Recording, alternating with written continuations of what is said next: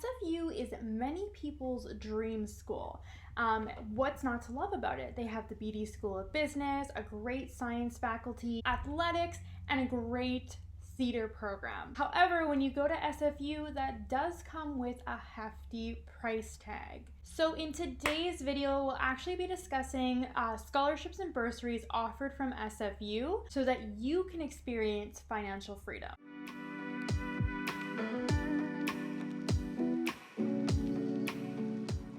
Hi everyone, it's Erica here with GrantMe, and if you want the best advice in the scholarship process and the post-secondary school application process, be sure to subscribe to our channel and hit that notification bell. We'll be uploading videos every Thursday. And if you want that extended help in the scholarship process, be sure to check out our free online webinar, and I'll put the link in the description box below. So SFU has a variety of undergrad and graduate scholarships and bursaries. And in today's video, we're going to be discussing 4 tips that you need in order to help get these scholarships and bursaries. The first thing that you want to do is recognize the difference between scholarships and bursaries. So scholarships are used to cover the majority of your schooling. So it can be within anything you need to use for your tuition, your books, and your housing. When it comes to bursaries, they actually cover the gap between what you need and what your student loan has covered. So when you apply for a student loan, you can also apply for a bursary as well,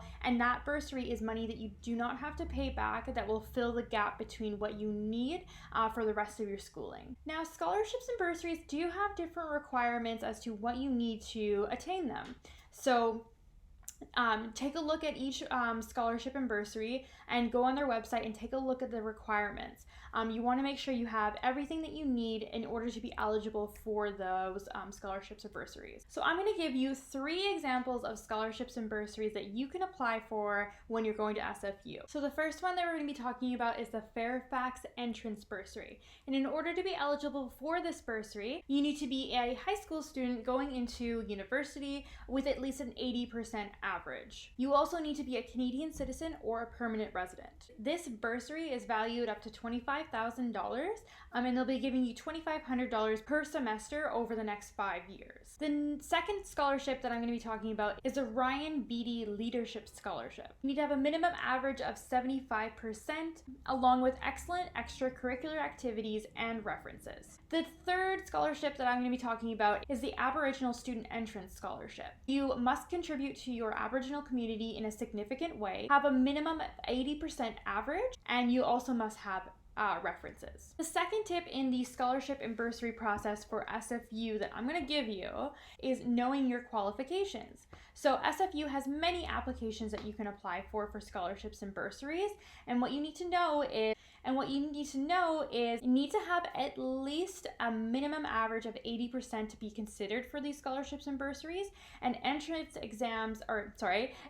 scholarships require a 90% and above average. So these are the minimum requirements, so you really want to aim high for those academic achievements. So these are the minimum requirements for the scholarships, and you really want to aim high to get those academic achievements. So SFU values academic excellence and extracurricular activities. So when you're thinking about your extracurricular activities, you want to really diversify your involvement. So that means not just picking 10 different membership roles that you can have within volunteer work. You really want to think about what's a leadership role that I could do, what's an initiator role, and what kind of member roles can I also include within my application. So SFU wants you to participate in different activities. So whether it could be you coaching a soccer team, or starting an initiative within your high school, or being a member of the community center where you're helping kids in certain programs. Any volunteer work that really diversifies your involvement is going to look great on your application. SFU really values community and your involvement within that community. The next tip that I'm going to give you in winning these scholarships and bursaries is prioritizing your applications and getting organized. So in order to be successful at SFU, you want to spend equal amount of time on your admission application and your scholarship applications because they are equally important. Those admission applications will become scholarship applications to you if you're going to go into winning those entrance scholarships. So you don't want to spend 10 minutes filling that out. you want to definitely spend maybe an hour or two writing a rough draft and getting someone to review that for you. What I would do is start your application process 2 months before the deadlines. So in order to be eligible for entrance scholarships, you want to start in around October. You should always reflect back on your application, take a peek at it. If something doesn't really work for you, go in and change it, and just keep working on it while you're still involved in your community initiatives, and make sure you're putting that into your application. And what I suggest is the third thing would be to have it all complete 2 weeks before it is due. Once you have that all complete, you have time to reflect back and really make sure that you have said everything that you want to say on that application, because that could win you a lot of money. And you want to make sure you're doing everything right for it. And my fourth tip for you is using STAR for your applications. So at GrantMe, we do have something called the STAR structure. So when you're writing your paragraphs about your community involvements that you've been involved in, you really want to follow the STAR structure. So I'm going to break it down for you. S is for situation, T is for task, A is for action, and R is for result. For your situation, you want the place, time, and context of your activity. For your task, you really want to discuss your role within that activity and what the goal is. So say you are a coach for a soccer team, you really want to focus on what is your goal with that soccer team. Do you want to create an impact for students becoming future athletes and helping them progress so that they can go and do soccer in university? What is your goal within that role, and what impact does that make?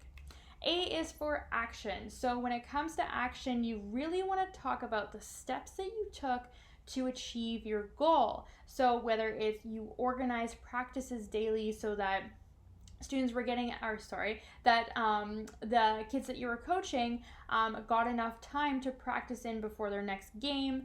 Were you doing one-on-one feedback and training with them? Discuss your action steps really specifically, and that'll really help you out in your paragraph.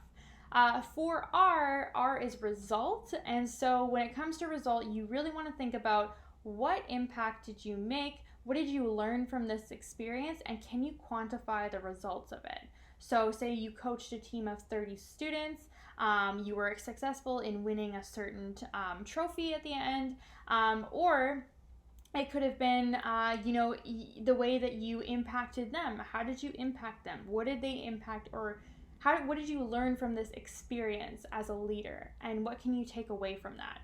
That is your result. So with that breakdown, so that is the STAR structure broken down for you, and if you can use that for any paragraph in your application is really going to stand out because the committee will see your action within that role. There you have it. Those are 4 tips on how you can be successful in winning SFU scholarships and bursaries, with a couple of bursaries and scholarships mentioned in there in tip number 1. And so students in our program have actually used these tips to help win them scholarships. So I hope you learned a lot from this video and can now apply that to applications that you'll be filling out for SFU. And if you want more content regarding scholarships, bursaries, anything like that, please subscribe to our channel and hit the notification bell. We'll be posting videos every Thursday. And if you want that further help in the scholarship process, be sure to check out our free online webinar where you can learn all about our Scholarship Success Program and the students who have taken our program. I'll put the link in the description box below. Thanks so much for tuning in, everyone. We hope to see you next week. Bye, guys.